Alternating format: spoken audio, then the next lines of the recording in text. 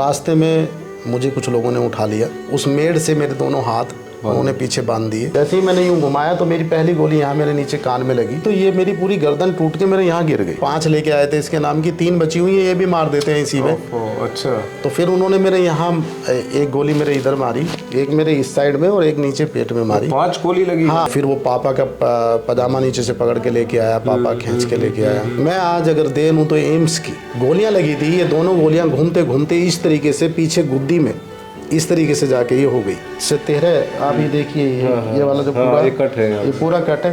15 टाँके लगे, वो दोनों गोलियां निकली। आज भी वो वहाँ म्यूजियम में रखी हुई है, मेरा नाम लिखा हुआ है। तो ऐसी ही वीडियो, अपनी समाज की वीडियो देखने के लिए आप अपने चैनल भारत के गुर्जर को सब्सक्राइब कर लीजिए। आप हमें फेसबुक और इंस्टाग्राम पर भी भारत के गुर्जर के नाम से फॉलो कर सकते हैं। अगर आप भी भारत के गुर्जर चैनल को सपोर्ट करना चाहते हैं तो आप हमें इस थैंक्स बटन के द्वारा भी कुछ अमाउंट पे कर सकते हैं। आपका ये सपोर्ट भारत के गुर्जर चैनल के लिए बहुत ज़रूरी है। मेरे पापा ने अपनी जो ज़मीन थी गांव की, कुछ जो विवादित थी, उसको सेल आउट किया। उसको सेल आउट करने के उपरांत एक पड़ोसी गांव में ज़मीन ली उन्होंने। उस ज़मीन में पापा ने चारों तरफ पेड़ों को लगवा दिया था, पेड़ लगवा दिए थे। लेकिन जैसे जनरली गांव में आपने देखा है, पश्चिम में तो ज़्यादातर जो लड़ाइयाँ हैं वो ज़मीन पे होती हैं। डोल पे बड़ी लड़ाइयाँ होती हैं। तो डोल में हमारे पेड़ लगे हुए थे, उस पेड़ों को लेके हमारा और जो हमारा पड़ोसी था उसके साथ विवाद हो गया। और जो विवाद है वो इतना बढ़ गया कि वो मतलब खूनी संघर्ष में एक तब्दील हो गया। अच्छा।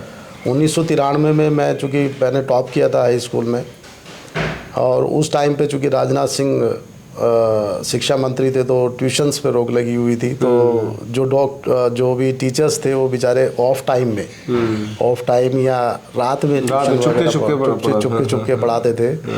तो उसी दौरान मैं ट्यूशन पढ़ के जब मैं अपने गांव वापस लौट रहा था तो रास्ते में मुझे कुछ लोगों ने उठा लिया। अच्छा। उठाने के बाद मुझे गन्ने के खेत में ले गए अंदर। मैंने उनसे पूछा, भाई उठाने का प्रायोजन, भाई आपने क्यों मुझे उठाया? कुछ प्रायोजन तो होगा, मैं तो पढ़ता हूँ, मैंने कोई ऐसा वो भी नहीं किया, ना किसी ऐसी एक्टिविटी में भाग लिया। तो उन्होंने कहा, भाई देखो हमें तो आपके मारने का ठेका मिला हुआ है। अच्छा। तो हमें तो मारना है आपको, और फला व्यक्ति ने हमको ठेका दिया है, जो हमारा बराबर का पड़ोसी था। अब ऐसे में आप बहुत कुछ करने की स्थिति में होते नहीं है। अचानक आपको कह दिया जाए कि भाई नहीं, आपको मरना ही मरना है। तो मैं जो है भगवान भोलेनाथ को शुरू से ही, हालांकि मैंने कभी देखो मंदिर में घंटा घड़ियाल तो नहीं मैं बजाता हूँ, लेकिन भगवान भोलेनाथ पे मेरा बहुत ही विश्वास है। मन से श्रद्धा इतनी रखता हूँ। तो मैंने बाबा को याद किया, भोलेनाथ को। मैंने, भगवान देखो आज मैं फंस गया हूँ बुरी तरह, मेरी बहनें भी हैं, मेरा छोटा भाई है, मेरी रक्षा करो भगवान। तो उन्होंने फिर मुझे अंदर लेके गए गन्ने के खेत में। और गन्ने के खेत में पूरा, जो जैसे आपने देखा होगा, जब गन्ना बड़ा हो जाता तो उसको बांध दिया जाता है। तो मुझे वहाँ पे लेके गए और वो उस मेड़ से मेरे दोनों हाथ उन्होंने पीछे बांध दिए। और जो मेरे हाथ बांधे वो मेरे ही बनियान से बांधे। मेरा बनियान निकाल के उससे मेरे हाथ बांध दिए। और मेरे मुँह में, मेरी जो शर्ट मैंने पहनी हुई थी उस शर्ट को मेरे मुँह में डाल दिया, और मेरी पैंट से मेरे पैर बांध दिए नीचे, और मुझे इस तरह बांध दिया। और करीबन 4 या 5 फीट की दूरी से उन्होंने मुझे गोली मारी। जो पहली गोली मारी वो मेरे बिल्कुल सीधा यहाँ निशाना लगा के यहाँ पे मारी उन्होंने गोली। लेकिन मेरे यहाँ वो गोली नहीं, मैंने जैसे देखा, हल्की सी आँख खोली तो वो सीधा निशाना लगा रहा था जो बदमाश था। तो जैसे ही मैंने देखा तो मैंने अपने इसको एकदम घुमा लिया मुंह को। जैसे ही मैंने यूं घुमाया तो मेरी पहली गोली यहाँ मेरे नीचे कान में लगी।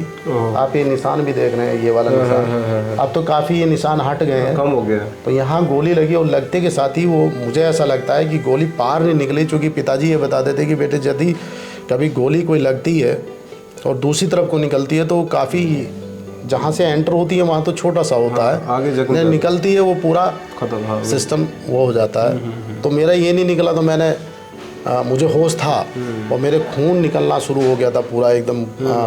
इससे पूरा खून निकल रहा था। शायद छू के चली गई। हाँ, छू के चली गई है। और इधर से चूँकि निकली नहीं थी, तो मैंने भगवान भोलेनाथ को जो है थैंक गॉड बोला, और मैंने भगवान रक्षा की अब तक। तो फिर उसके बाद उन्होंने मुझे चेक किया। चेक करने के बाद कि भाई अभी तो इसमें प्राण हैं। मैंने अपना दम अपना खींचा हुआ था। फिर उन्होंने दूसरी गोली मेरे यहाँ नीचे मारी, गर्दन में। अच्छा। नीचे, तो जब ये दूसरी गोली मेरी मारी नीचे गर्दन में लगी तो ये मेरी पूरी गर्दन टूट के मेरे यहाँ गिर गई, इस पे आ गई यहाँ कंधे के ऊपर। अच्छा। और मैं उस टाइम तक भी मुझे होश था, आप बिलीव नहीं करेंगे, 2 गोली लगने के बाद भी मुझे होश था। मेरी गर्दन टूट के यहाँ पे आ गई थी, उसके बाद भी मुझे होश था। तो मैंने उन्होंने कहा भाई ये तो मर गया, उन्होंने बोला कि ये तो मर गया है।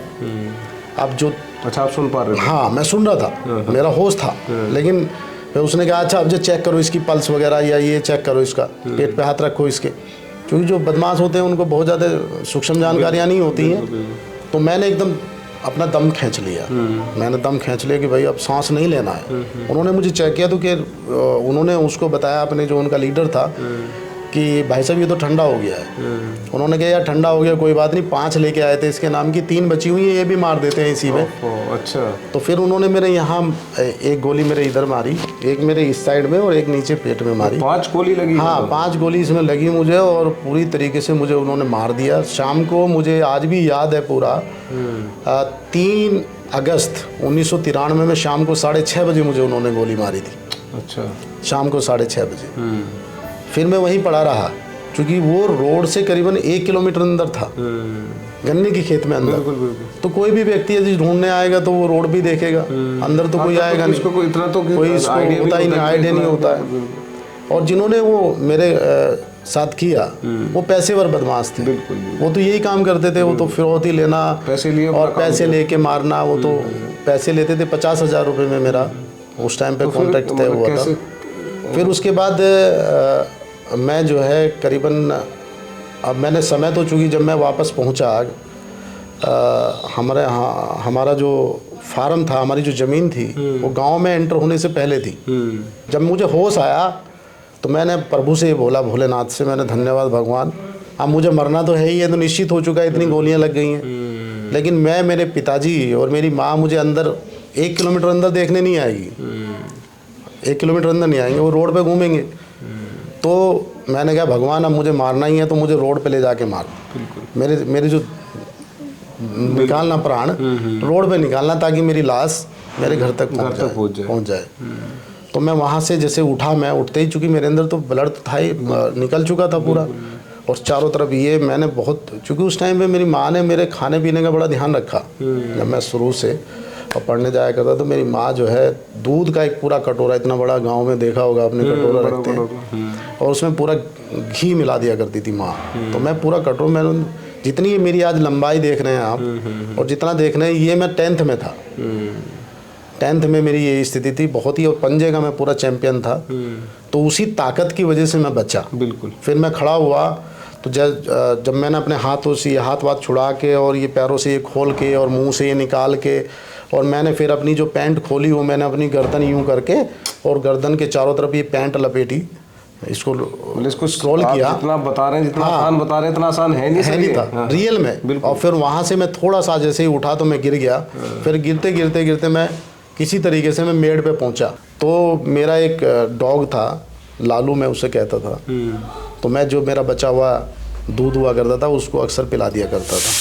लेकिन मेरा पूरा वो ज़बरदस्त, मेरे अच्छे रिलेशन थे, मतलब मेरे डॉग से अच्छे हो जाता है, मतलब भावनात्मक उसका मेरा बहुत ज़्यादा। तो वो जैसे ही मैं वहाँ गिरा और मैं रोया, थोड़ी दूर पहले, करीबन 10 से 15 मीटर पहले, तो तुरंत आया डॉग, और आके उसने मेरे को चाटना शुरू कर दिया बुरी तरीके से। और उसने देखा कि ये, और फिर वो पापा का पजामा नीचे से पकड़ के लेके आया, पापा खींच के लेके आया।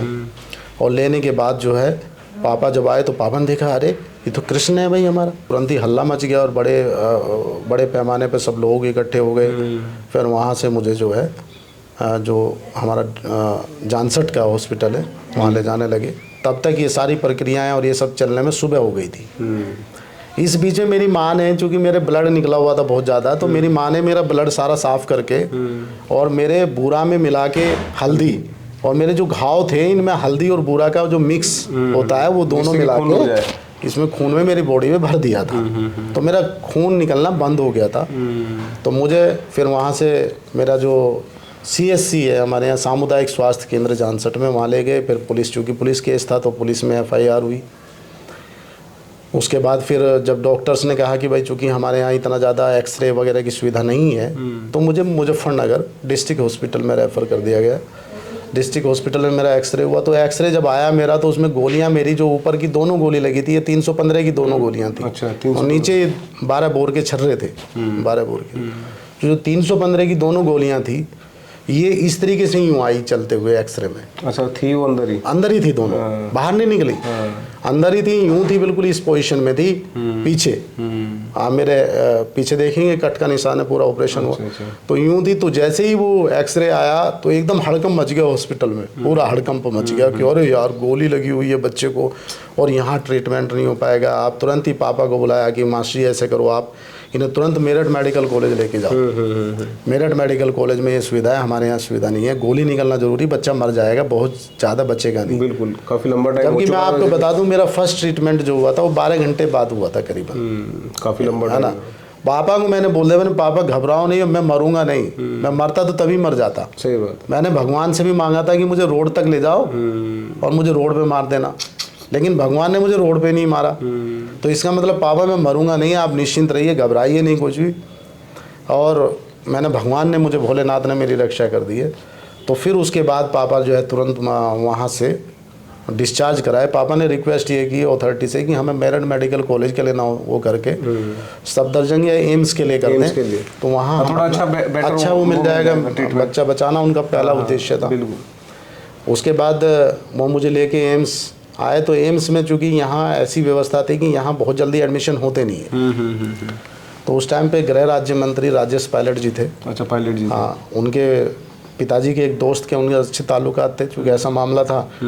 तो उन्होंने इनिशिएट किया इसमें और उन्होंने मेरा एडमिशन करा दिया, एम्स में कराया। इमरजेंसी में जब मेरा एडमिशन, शाम को मुझे आज भी याद है, जब मैं शाम को रविंद्र जी 7:30 बजे के करीब हम लोग गए इमरजेंसी में। जी। तो मैं किसी का सहारा नहीं था, मैं तो ऐसे ही चल रहा था खुद, क्योंकि घटना हुए भी 3-4 दिन हो चुके थे। अच्छा, 3-4 दिन तक चल रहा था सब? हाँ, ये सारी घटनाएं ऐसे नहीं जो एक ही दिन में नहीं हुई हैं। ओके। ये 3-4 दिन हो गए थे। अच्छा। तो 3-4 दिन बाद मैंने महसूस किया कि यार इतना कमज़ोर मैं नहीं हूँ कि मेरे पापा और मेरे परिजन मुझे उठा के लेके चले। मैंने कहा मैं अपने आप चलने में सक्षम हूँ, आप चलो। तो वो मेरी सारे सामान वगैरह लेके आगे आ गए और मैं उनके पीछे पीछे। हम लोग जब उसमें पहुँचे तो उन्होंने, जो वहाँ स्टाफ बैठा होता है मेडिकल स्टाफ, उन्होंने कहा कि भाई बाबा मरीज़ को बुलाइए, स्ट्रेचर ले जाइए, और स्ट्रेचर वालों को भेजते हैं, मरीज़ बताइए कहाँ पे है। मरीज़ तो ये रहा यहाँ पे।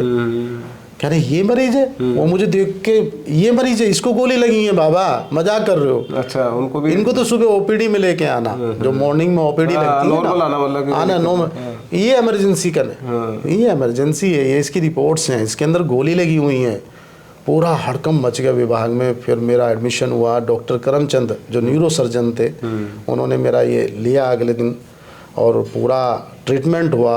और मैं आज अगर दे दूँ तो एम्स की और सफदरजंग के जो डॉक्टर्स थे, टॉप डॉक्टर्स मुझे मिले, इसी वजह से मैं बच पाया। क्योंकि जो गोलियां लगी थी, ये दोनों गोलियां घूमते घूमते इस तरीके से पीछे गुद्दी में इस तरीके से जाके ये हो गई, एक दूसरे से टकरा गई ये दोनों पीछे।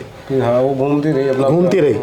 तो फिर चूंकि न्यूरो सर्जन जो होता है, चूंकि नर्व सारा सिस्टम यहीं से बैक से निकलता है, तो सारी नर्व्स को बचा के आपको ऑपरेशन होना था। तो ऑपरेशन 1.5 महीने बाद हुआ, इसी वजह से मेरा। अच्छा। सारी नसों, हाँ, अंदर ही रही। 1.5 महीने में एडमिट रहा। अच्छा। और मेरा ऑपरेशन हुआ ऊपर से पूरा, ये 12 से 13, आप ये देखिए, ये वाला जो पूरा कट है, ये पूरा कट है। 15 टाँके लगे, वो दोनों गोलियां निकली। आज भी वो वहाँ म्यूजियम में रखी हुई हैं, मेरा नाम लिखा हुआ है। अच्छा, और एम्स में म्यूजियम में। उसके बाद मैं थैंक यू बोलने गया डॉक्टर को, तो डॉक्टर साहब उसी टाइम पे कहा करते थे, डॉक्टर करमचंद, बाद में वो डायरेक्टर भी बने, टॉप के न्यूरो थे। तो मुझे ये कहते थे कि बेटा देखो, आपका जो जीवन है, ये प्रभु ने आपको दूसरा जीवन दिया। वाकई। और प्रभु यदि किसी को दूसरा जीवन देता है, तो वो उसकी किसी महान योजना का वो हिस्सा बनेगा आने वाले समय में, इसलिए देता है। बिल्कुल, है ना। तो आप गॉड ग्रेस व्यक्ति हैं। और आप, सबसे बड़ी बात ये थी कि मेरे अंदर ये भावना बदले की थी ही नहीं। मैं जिस समाज से, जिस जो डोमिनेंट कास्ट है गुर्जर, उससे बिलोंग करता हूँ, और जिसमें बदला तो खून में है। बिल्कुल, है ना।